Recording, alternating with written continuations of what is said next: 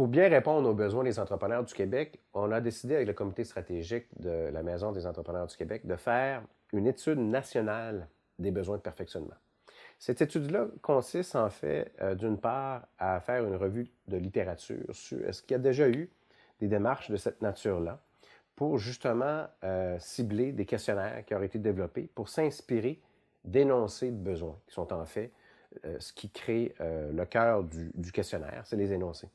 Et en même temps, cette revue de littérature-là va nous permettre aussi de prendre contact avec les différents acteurs de l'économie pour leur demander leur participation. Alors, le protocole de l'étude consiste d'une part à faire cette étude de littérature. En deuxième temps, on va créer le questionnaire. Le questionnaire est fait par le biais d'une technique qu'on appelle la technique du groupe nominal, qui est en fait, on peut faire un parallèle à des groupes témoins, des focus groups, pour justement élaborer le dit questionnaire basé sur des besoins réels identifiés par des entrepreneurs. Alors, on pourra imaginer 3 à 6 groupes de techniques nominales à travers la province avec des entrepreneurs de différents secteurs pour créer cette banque d'énoncés qui devient en fait des items du questionnaire.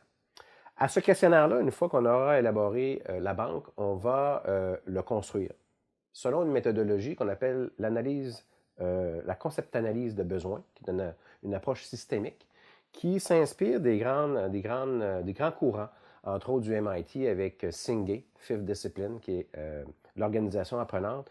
Aussi Jacques-Jean Lapointe de l'Université Laval, un chercheur qui s'est beaucoup penché sur la question, ainsi que Nadeau, Erkovitch, aussi en Californie. Alors, cette méthode-là d'indice de priorité de besoin permet de créer un questionnaire basé sur deux questions, le niveau de maîtrise actuel et l'importance des 10 items qui permettent de calculer un écart. Et l'écart, en fait, permet d'avoir un poids qui est un rang. Et sur la base du rang, qui est généré par un logiciel statistique, c'est très intéressant parce qu'on est capable d'identifier les besoins de formation par secteur de l'industrie. Alors, la biochimie, la biotech, les technologies de l'information ou sinon le service bancaire. Alors, des priorités par secteur vont pouvoir être générées avec l'étude nationale des besoins, priorités par région et aussi des priorités, si on le voulait, par entrepreneur.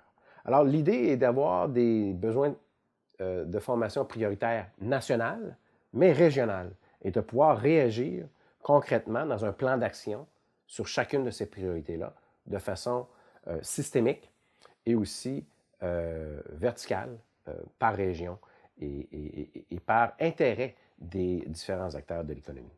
Alors, le résultat des études est fort intéressant aussi pour évaluer l'environnement du tableau d'expertise. Alors, on sait que la Maison des entrepreneurs du Québec met à la disposition des entrepreneurs un tableau d'expertise de formation et de suivi.